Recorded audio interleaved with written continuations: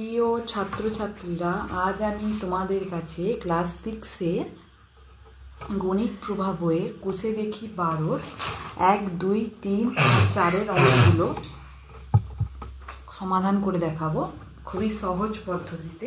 তোমরা কিন্তু অবশ্যই লাস্ট পর্যন্ত অঙ্কগুলো ভালো করে বুঝে নেবে। দেখো, আমি কোষে দেখি 12 লিখে নেব। দেখো, তিনটি ছোট ট্যাঙ্কে যথাক্রমে 35 লিটার, 56 লিটার ও 54 লিটার তেল আছে। তিনটা ছোট ট্যাঙ্ক আছে। প্রথমটায় আছে 35, দ্বিতীয়টায় আছে 56 লিটার আর তৃতীয়টায় আছে 84 লিটার তেল।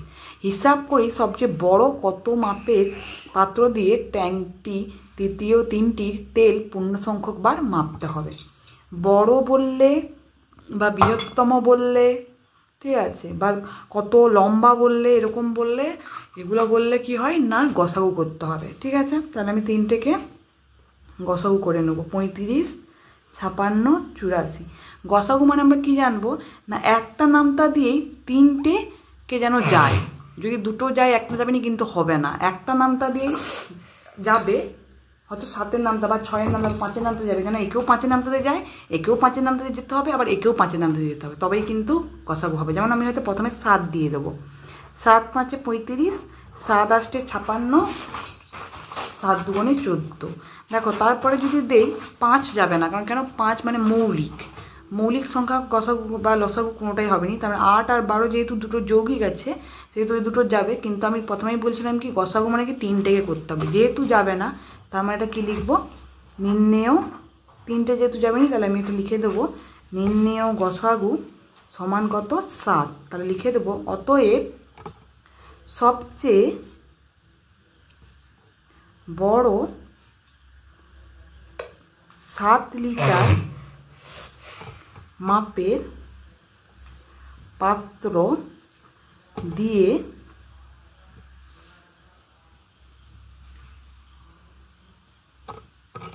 ট্যাঙ্ক তিনটি তেল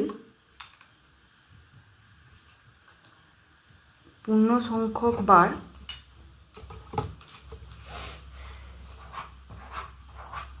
মাপতে হবে। ঠিক আছে, এবার 2-এর দাগেরটা দেখো। আমাদের স্কুলে হল ঘরের দৈর্ঘ্য 2000 সেমি এবং প্রস্থ 1600 সেমি। হিসাব করে দেখি সবচেয়ে লম্বা কত দৈর্ঘ্যের ফিতে দিয়ে এই হল ঘরের দৈর্ঘ্য ও প্রস্থ দুদিকেই পূর্ণ সংখ্যায় মাপতে হবে। দেখো, এটাও আগেই বলেছিলাম যে বড়, লম্বা বা হচ্ছে বৃহত্তম বললে কি করতে হবে না, আমাদেরকে দুটোকে কি করতে হবে না, গসাগু করে দিতে হবে। তাহলে 2000 আর 1600 গসাগু করবো। এটা তাহলে আমরা কত দিয়ে করব, 10 দিয়ে করবো। 10 20, 10 2 20, 0 0, 10 1 10, 10 6 60, 0। আবার 10 দিয়ে যাবে, 10 2 20, 0, 10 1 10, 10 6 60। দেখো, 2 দিয়ে যাবে, 2 10 20, 2 8 16, 2 5 10, 2 4 8। ঠিক আছে, তাহলে অতএব নির্ণেয় গসাগু সমান, তাহলে 10 গুণিতক 10 গুণিতক 2 গুণিতক 2। তাহলে 10 10 100, 100 2 200, 200 2 400। ঠিক আছে, আর আগেই বলেছিলাম গসাগু মানে আমরা এগুলো নেব। ঠিক আছে, এই নিচেরগুলো কিন্তু নেব না। যখন এগুলো পাশেরগুলো থেকে নিচে পর্যন্ত হবে, সেগুলোকে আমরা কী বলবো, লসাগু। আর গসাগু বললে আমরা এই ধারেরগুলোকেই শুধু গুণ করব। ঠিক আছে, তারপর দেখো কি আছে না, সবচেয়ে লম্বা কত দৈর্ঘ্যে না, আমরা লিখে নেব সবচেয়ে লম্বা 400 কি বলছে সেন্টিমিটার সেমি দৈর্ঘ্যের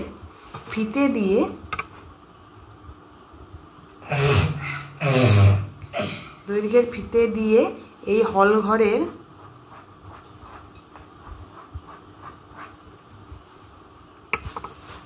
দৈর্ঘ্য ও প্রস্থ দুদিকই পূর্ণ সংখ্যায়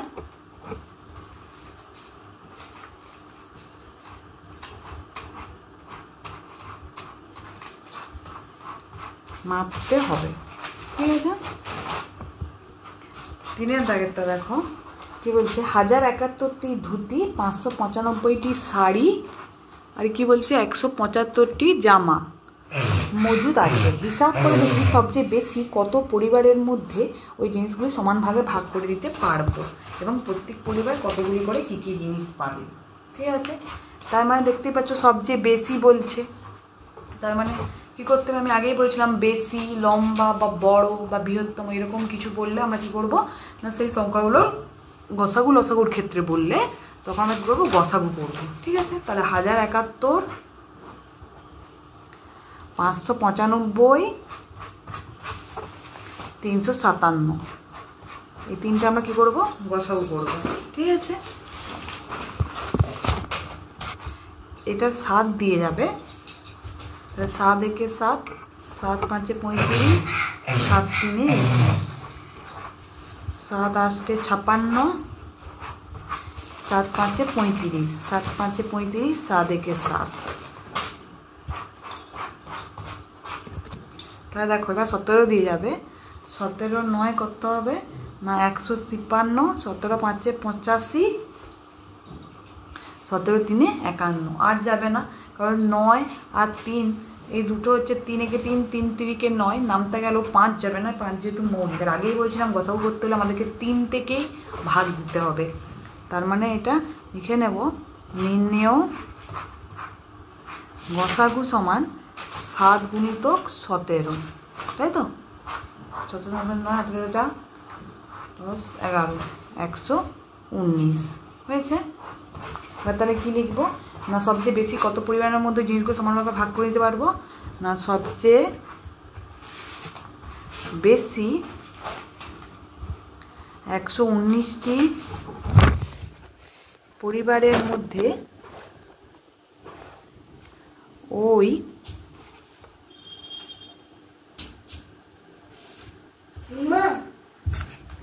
জিনিসগুলি ভাগ করে দিতে পারবো। ঠিক আছে, তারপরে কি দিয়েছে দেখো, বলছে কি না প্রত্যেক পরিবার কতগুলি বলে কী কী জিনিস পাবে না, প্রত্যেক পরিবার, তাহলে প্রথমে যেহেতু ধুতি ছিল তাহলে লিখবো প্রত্যেক পরিবার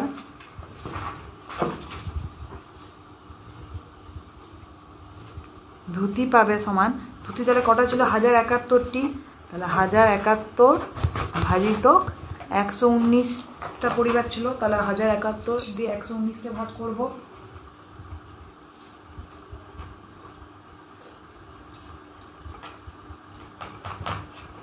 তাহলে 119 9, তাহলে ধুতি পাবে। আবার তাহলে অতএব প্রত্যেক পরিবার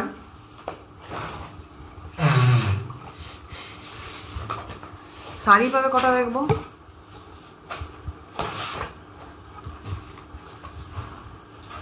595 ভাজিতক 119,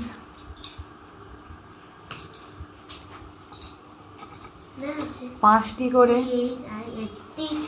আর প্রত্যেক পরিবার জামা পাবে, তাহলে অতএব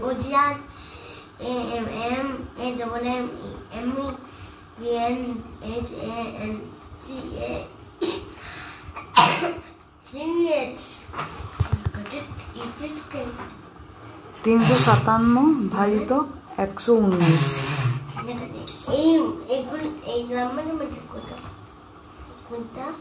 তিনটি। ঠিক আছে, তারপরে 4 দাগের অঙ্কটা দেখো, একটি ইঞ্জিনের সামনের চাকার পরিধি 1 মিটার 4 ডেসিমিটার, তাহলে লিখব ইঞ্জিনের সামনের চাকার পরিধি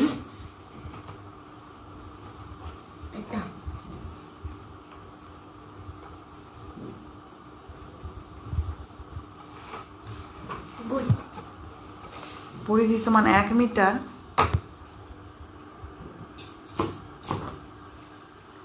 4 ডেসিমিটার। তাহলে মিটার থেকে আমি এটা ডেসিমিটারে পরিণত করে দেবো, মিটার থেকে ডেসিমিটার, তাহলে মিটার ডেসিমিটার, তার মানে 10 ঘর, তার মানে 1 ঘর গেছে, তার মানে প্রত্যেকটা ঘর 10 করে, তাই মানে 10 দিয়ে গুণ করবো, যেটা থাকছে 4 সেটাতে যোগ করবো, তাহলে কত হলো 14 ডেসিমিটার। আর পিছনের চাকার পরিধি কত? পিছনের চাকার পরিধি সমান কি বলছে, পিছনের চাকার পরিধি সামনের চাকার পরিধির 2.5 গুণ। সামনের চাকার পরিধি তাহলে কত ছিল? 14, 2.5 গুণ বলছে, তাই গুণ যেহেতু বলে দিচ্ছে তাই গুণ আর 2.5 দিয়ে, ঠিক আছে। তাই 14 গুণিতক 2 4 5, 2 7 14, 7 5 35 ডেসিমিটার, ঠিক আছে। এবার এই দুটোকে আমরা কি করব?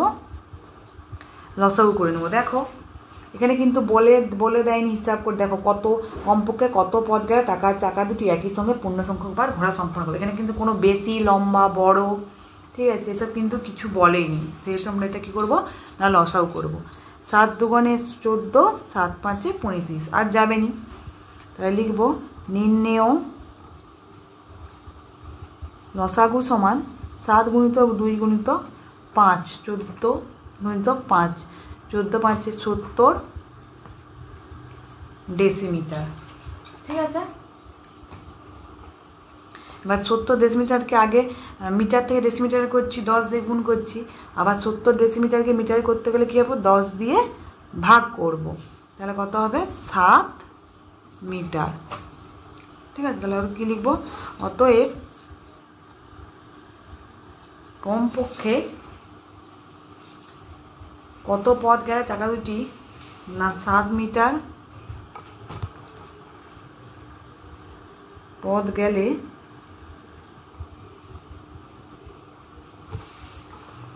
চাকা দুটি একই সঙ্গে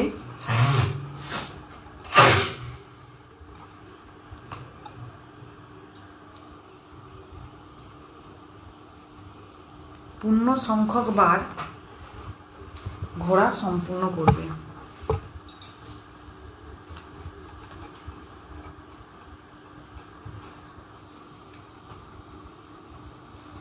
ঠিক আছে। আমি পরের দিন 5-এর দাগের গসাগুগুলো তোমাদের কাছে সলভ করে দেখাবো। তোমাদের যদি আমার এই ভিডিওটা ভালো লেগে থাকে অবশ্যই লাইক কমেন্ট এবং বেশি বেশি করে শেয়ার করে দেবে, যাতে অন্য বন্ধুদের দেখতে সুবিধে হয়। তোমরা বেশি বেশি করে সাবস্ক্রাইব করে রাখবে, যাতে আমি পরবর্তী ভিডিওগুলো যাতে তোমরা আগেই পেতে পারো। তোমাদের যদি কোনো অঙ্ক বুঝতে কোনোভাবে অসুবিধে হয় অবশ্যই আমাকে কমেন্ট করে জানাবে, আমি অবশ্যই তোমাদের রিপ্লাই দেওয়ার চেষ্টা করব। ধন্যবাদ।